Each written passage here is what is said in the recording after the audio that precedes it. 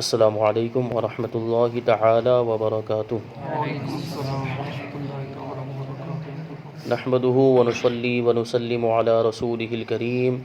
اما بعد فاعوذ باللہ من الشیطان الرجیم بسم اللہ الرحمن الرحیم ان اللہ وملائکته یصلون علی النبی یا ایہا الذین آمنوا صلوا علیہ وسلموا تسلیما اللہم صل علی سیدنا ومولانا محمد معدن الجود والکرم وآلہ الکرام وابنہ الکریم وبارک وسلم صلاۃ وسلاما علیک یا رسول اللہ صلی اللہ تعالی علیہ وسلم۔ تو نماز کے دو فرائض بیان کیے گئے، تکبیر تحریمہ اور قیام۔ اس کے بعد اب ہے تیسرا فرض جس کو ہم کہتے ہیں قراءت۔ قراءت کا لغوی معنی یعنی ڈکشنری کے اعتبار سے اس کا معنی ہوتا ہے پڑھنا، اور یہاں کیا پڑھنا مراد ہے؟ پڑھنا تو اب دوسری چیزیں بھی ہیں، جیسے تشہد کو بھی پڑھنا کہیں گے، تشہد کوئی پڑھے تو اس کو بھی پڑھنا کہیں گے، درود ابراہیم ہے، یہ سب چیزیں بھی تو پڑھی جاتی ہیں، لیکن یہاں دوسری چیزیں پڑھنا مراد نہیں ہے، یہاں قرآن پڑھنا مراد ہے، یعنی نماز کے اندر قرآن پڑھنا، اور وہ صرف قیام کی حالت میں پڑھا جاتا ہے۔ قرآن کہاں پڑھا جاتا ہے؟ قیام، کھڑے ہونے کی حالت میں نماز میں قرآن پڑھا جاتا ہے۔ تو اسی کو بیان کرتے ہیں کہ قراءت سے کیا مراد ہے۔ تو قراءت اس کا نام ہے کہ تمام حروف مخارج سے ادا کیے جائیں۔ اب یہ جو چیز ہے یہ صرف قراءت کے ساتھ خاص نہیں، بلکہ نماز کے اندر جتنی بھی چیزیں پڑھی جاتی ہیں ان سب کو مخارج کے ساتھ پڑھنا ہے ہمیں صحیح طور پر۔ ہاں، خاص طور پر قرآن مجید کے اندر ہمیں خیال رکھنا ہے ان ساری چیزوں کا، اور جو دوسری چیزیں پڑھی جاتی ہیں جیسے تشہد ہے، درود ابراہیم ہے، دعائے معصورہ ہے، دعائے قنوت ہے، ثنا ہے، جو بھی چیزیں ہیں، تکبیرات انتقالات ہی کیوں نہ ہوں، اور تسمیع تحمید جو بھی پڑھا جاتا ہے، تعوذ تسمیہ، سب کو ہمیں صحیح مخارج کے ساتھ ہی پڑھنا ہے، جو الحمدللہ ہم سیکھ رہے ہیں۔ تو قراءت اس کا نام ہے کہ تمام حروف مخارج سے ادا کیے جائیں۔ مخارج یہ مخرج کی جمع ہے، مخرج مطلب حروف کے ادا کرنے کا طریقہ، حروف کہاں سے ادا ہوتے ہیں، حروف کہاں سے نکلتے ہیں، انہی کو کیا کہا جاتا ہے؟ مخرج، اور اس کی جمع ہے مخارج۔ تو صحیح مخارج سے ادا کیے جائیں کہ ہر حرف غیر سے صحیح طور پر ممتاز ہو جائے۔ ممتاز ہو جائے کا مطلب کیا ہوا کہ ایک حرف دوسرے حرف سے الگ الگ سننے میں معلوم ہو، ایسا دونوں کے اندر فرق۔ یہ جو بار بار جو قاعدے کے اندر آتا ہے، قاعدے میں یہ کہ جو قریب الصوت والے حروف ہیں یعنی ملتی جلتی آواز والے حروف ہیں ان کو ایک دوسرے کے درمیان واضح فرق کرو۔ یہ کیوں کہا جاتا ہے؟ کیونکہ یہ ضروری ہے، جو ایک دوسرے سے ملتے جلتے حروف ہے جیسے تا ہے اور طا ہے تو دونوں کے درمیان فرق ہونا چاہیے۔ اگر دونوں کو ایک ہی کہہ دیا تو پھر دونوں کے الگ ہونے کا کیا مطلب ہے؟ تا اور طا کو دونوں کو تا تا کہہ دیا تو پھر یہ جو حروف الگ الگ ہیں تو ان کا کوئی مطلب نہیں نکلے گا۔ جیسے جیم، زا اور زو، یا اسی طریقے سے دال، یہ ملتی جلتی آواز والے حروف ہیں۔ اب اگر ایک ہی مقصود ہوتا کہ کوئی ایک ہی حرف ہو تو جیم رکھ دیا جاتا، یہ باقی کے تین کو کیوں رکھا گیا؟ اس کا مطلب یہ ہے کہ ان کو اس طریقے سے ادا کرنا پڑے گا کہ الگ معلوم ہو، لگے کہ یہ کوئی دوسرا حرف ہے، یہ جیم نہیں ہے، یہ زا ہے، اور زال کو اس طریقے سے ادا کرے کہ وہ دونوں سے الگ ہو جائے، دونوں سے ممتاز ہو جائے، نہ وہ جیم سے ملتا جلتا ہو نہ وہ زا سے اس کی آواز ملتی جلتی ہو، بلکہ زال کی الگ آواز نکالیں۔ اسی طریقے سے غو کا تلفظ بھی اس طریقے سے ہو کہ وہ باقی کے جو جیم، زا اور زال ہے تینوں سے ممتاز ہو جائے۔ تو ہر حرف دوسرے حرف سے ممتاز اور الگ الگ سننے میں معلوم ہو، اتنا سیکھنا یہ فرض ہے، بہت ہی ضروری ہے۔ اور آہستہ پڑھنے میں بھی اتنا ہونا ضرور ہے کہ خود سنیں۔ اگر حروف کی تصحیح تو کی مگر اس قدر آہستہ کہ خود نہ سنا، اور کوئی مانع یعنی روکنے والی چیز مثلا شور و گل یا ثقل سماعت بھی نہیں تو نماز نہ ہوئی۔ کیا مطلب ہوا کہ نماز کے اندر کم سے کم اتنی آواز ہونی چاہیے پڑھنے میں، جہاں بھی پڑھنا کا لفظ بولا جاتا ہے، جو بھی چیزیں نماز میں پڑھی جاتی ہیں تو وہاں کم سے کم اتنی آواز ہونی چاہیے کہ خود سن سکے، خود کے کان میں آواز جائے، کم سے کم اتنی آواز ہونی چاہیے۔ جیسے سورہ فاتحہ پڑھ رہے ہیں تو اتنی آواز ہو، اور ہاں اگر کوئی چیز وہاں رکاوٹ ہے سننے میں، جیسے شور و غل بہت زیادہ ہے، یا آدمی کے کان میں ہی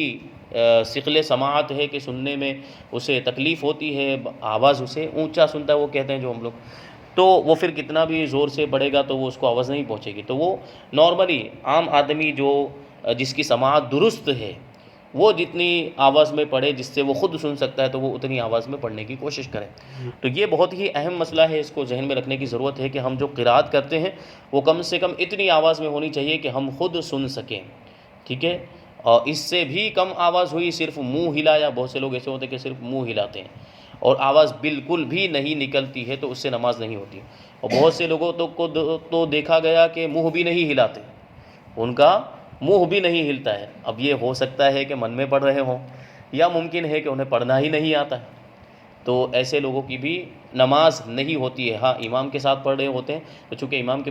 پیچھے قرات نہیں ہوتی ہے, اور دوسری چیزوں میں کوئی ایسی غلطی نہیں کی ہے جس سے نماز فاسد ہو جائے, جیسے تشہد وغیرہ میں کوئی ایسی لفظی غلطی نہیں ہوئی ہے جس سے نماز فاسد ہو جائے, تو ان کا فرض ساقط ہو جاتا ہے جب وہ امام کے ساتھ شروع سے شامل ہوئے ہوں, تکبیر تحریمہ سے شامل ہوئے تو فرض جو ان کے ذمے سے اتر جاتا ہے.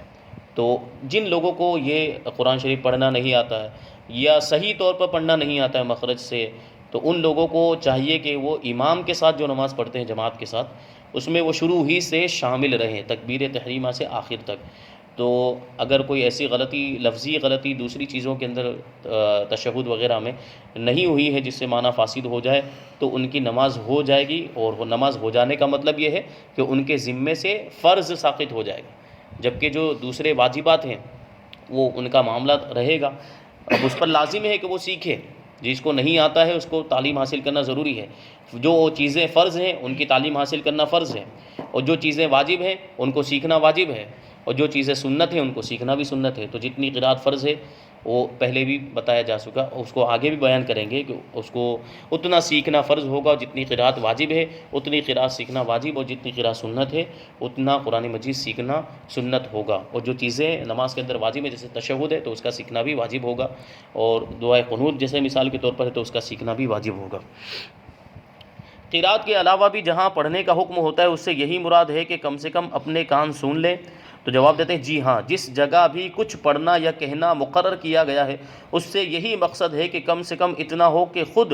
سن سکے. مثلا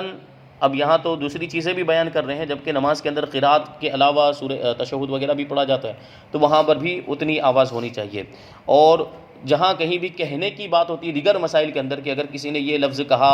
تو یہ حکم ہے, طلاق کے معاملات کے اندر بھی یہ چیز ہوتی ہے کہ طلاق میں یہ لفظ کہہ دیا, تو وہاں بھی کہنے سے مراد یہ ہے کہ اتنی آواز نکلے. من میں ہی اگر اس نے کہا یا صرف ہونٹ ہلائے تو اس سے طلاق نہیں ہوگی. الفاظ لفظ ادا ہونا چاہیے, اس کی آواز نکلنی چاہیے, اتنی آواز نکلے طلاق کے الفاظ میں کہ وہ خود سن سکے تو پھر اس سے طلاق واقع ہوگی. مثلا طلاق دینے, آزاد کرنے یا جانور کو ذبح کرنے میں بسم اللہ اللہ اکبر کہنا ہوتا ہے, تو وہاں پر جانور کو ذبح کرنے میں بھی کم سے کم وہ اتنی آواز نکلنی چاہیے کہ خود سن سکے. اب بہت سے لوگ ایسے ہوتے ہیں پان کھایا ہوتا ہے اس وقت, تو کیا آواز نکلے گی؟ یہ عام طور پر یہ چیزیں دیکھی جاتی ہیں, گٹکھا کھا رہا ہے یا پان کھا رہا ہے جو ذبح کرنے والا ہے, تو اس چیز میں تو بہت زیادہ احتیاط کی ضرورت ہے جانور کے حلال ہونے میں, کیونکہ تھوڑی سی بھی اگر ہم سے غلطی ہو گئی تو وہ جانور حلال نہیں ہو پائے گا, پھر ہم اس کو کھا کیسے سکتے ہیں. تو بہت اہم مسئلہ گوشت کا, مسئلہ گوشت کے حلال اور حرام ہونے کا مسئلہ ہے, تو وہاں احتیاط کرنا چاہیے. اور خاص طور پر وہ لوگ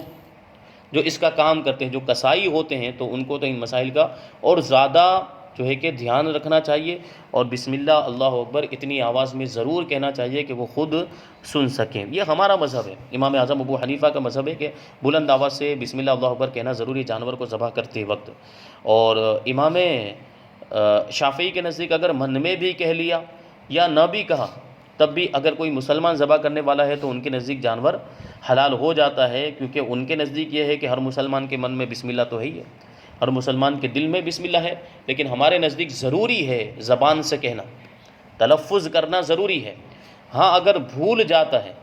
بھول سے اس کو یاد ہی نہیں رہا اور غلطی سے اس نے بغیر کہے ہوئے بھول کر ایسا کیا ہے تو جانور کو حلال مانا جائے گا, لیکن جان بوجھ کر نہیں کہا ہے تو وہ جانور حلال نہیں ہوگا.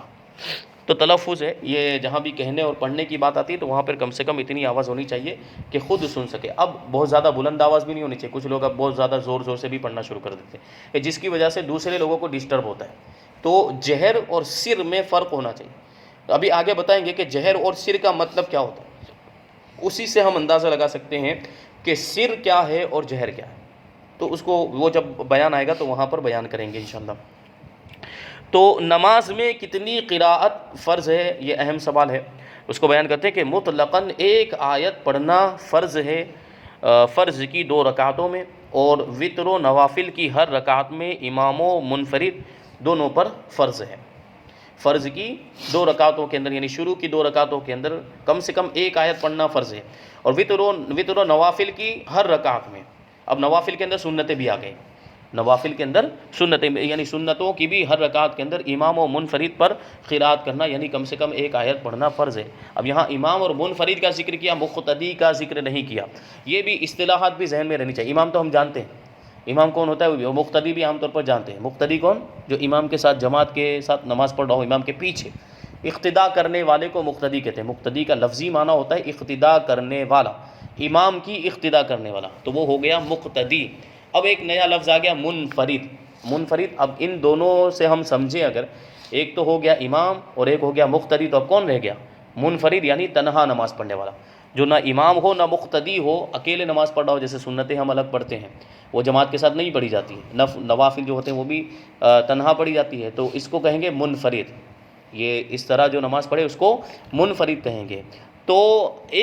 کم سے کم ایک آیت پڑھنا فرض کی 2 رکعتوں کے اندر، اور وتر و نوافل اور سنت کی ہر رکعت کے اندر امام اور منفرد پر فرض ہے، مقتدی پر فرض نہیں ہے۔ مقتدی پر تو قرات نہیں ہے، امام کی قرات ہی اس کے لیے کافی، وہ تو خاموش کھڑا رہے گا جب قرات ہو رہی ہوگی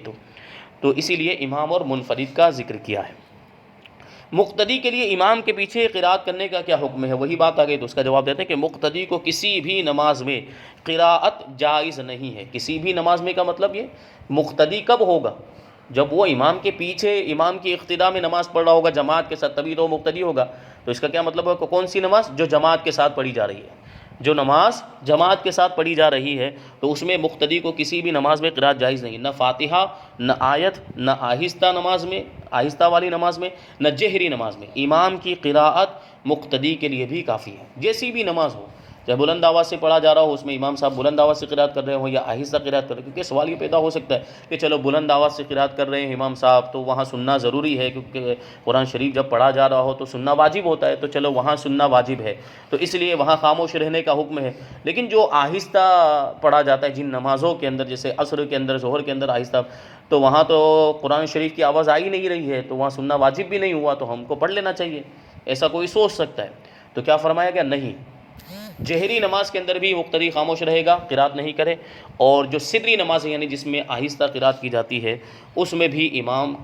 کی قرات اس کے لیے کافی ہے، مقتدی کے لیے، یعنی مقتدی خاموش کھڑا رہے۔ ٹھیک ہے، سورہ فاتحہ بھی نہیں پڑھنی ہے، نہ ہی کوئی آیت پڑھنی ہے۔ ٹھیک ہے، یہ سورہ فاتحہ کا خاص طور پر اس لیے ذکر کیا کہ ایک حدیث پاک کے اندر آیا کہ وہ نماز جس میں سورہ فاتحہ نہ پڑھی جائے وہ مکمل نہیں ہے۔ اس طرح جو ہے کہ حدیث شریف ہے، اور اسی سے استدلال کرتے ہوئے امام شافعی نے کہا کہ کم سے کم سورہ فاتحہ پڑھنا ضروری ہے، یعنی مقتدی کے لیے پڑھنا بھی ضروری ہے۔ لیکن ہمارا مذہب کیا ہے کہ مقتدی کے لیے کچھ بھی نہیں پڑھنا، نہ سورہ فاتحہ پڑھنا ہے، نہ اس کے بعد کوئی سورت پڑھنی ہے، خاموش کھڑا رہے گا وہ۔ آگے سوال ہے کہ ایک آیت جو فرض ہے اس کی کم سے کم مقدار کتنی ہے؟ جو اوپر بیان کیا کہ فرض کی 2 رکعتوں کے اندر اور وتر و نفل اور سنت کی ہر رکعت کے اندر امام و منفرد پر ایک آیت پڑھنا فرض ہے، تو وہ ایک آیت کتنی ہونی چاہیے؟ ایک آیت سے مراد کیا ہے؟ وہ ایک آیت کتنی لمبی ہو؟ کیا وہ جیسے کہ وہ ایک آیت تیسرے پارے کے اندر ہے جو 15 لائن کی ہے، جو حافظی قرآن ہوتا ہے اس کی 15 لائن کی اتنی بڑی آیت ہے، تو کیا وہ آیت مراد ہے؟ یا جیسے کہ مدھام متان، یہ ایک ہی لفظ کی آیت ہے، مدھام متان، تو کیا کوئی اتنا پڑھ دے تو چل جائے گا؟ تو یہ بہت اہم سوال ہے، تو اسی کو بیان کرتے ہیں، اس کا جواب دیتے ہیں کہ چھوٹی آیت جس میں 2 یا اس سے زیادہ کلمات ہوں پڑھ لینے سے فرض ادا ہو جائے گا۔ 2 الفاظ ہوں یا 2 سے زیادہ الفاظ ہوں، ایسی کوئی آیت ہے چھوٹی آیت، اگر اتنی آیت بھی پڑھ لی تو فرض ادا ہو جائے گا۔ فرض ادا ہونے کا کیا مطلب ہے کہ اتنی قراءت اس کو فرض کہیں گے، لیکن واجب ابھی ادا نہیں ہوا، واجب کی بات آگے بیان کریں گے کہ واجب کتنا پڑھنا ہے۔ یہ فرض صرف بتا رہے ہیں کہ فرض اتنا ہے کہ ایسی کوئی آیت پڑھ لے جس میں 2 یا اس سے زیادہ کلمات ہوں، الفاظ ہوں، تو اس کو پڑھ لیا تو فرض ادا ہو جائے گا۔ اور اگر ایک ہی حرف کی آیت ہو، جیسے صاد، نون، قاف، یہ آیتیں ہیں، صاد والقرآن ذی الذکر، نون والقلم وما یسطرون، یہ آیتیں قرآن مجید کے اندر جو حروف مقطعات ہیں، تو صرف صاد کی ایک آیت ہے، تو کیا صرف اگر کوئی صاد پڑھ لے تو نماز ہو جائے گی؟ یعنی فرض ساقط ہو جائے گا؟ جو فرض ہے ایک آیت پڑھنا، تو یہ اگر پڑھا اتنا، تو بعض قراتوں میں ان کو آیت مانا ہے، تو اس کے پڑھنے سے فرض ادا نہ ہوگا اگرچہ اس کی تکرار کرے، یعنی اس کو ایک بعض قراتوں کے اندر تو آیت مانا ہی نہیں بلکہ آیت کا جز مانا ہے، آیت کا حصہ مانا ہے، اور بعض قراتوں میں کہنے کا مطلب کیا ہے کہ ایک قراتیں 7 الگ الگ قراتیں ہیں، قرات سبع جو کہا جاتا ہے، تو بعض قراتوں کے اندر اس کو آیت مانا ہے اور بعض قراتوں کے اندر آیت کا حصہ مانا ہے، تو ان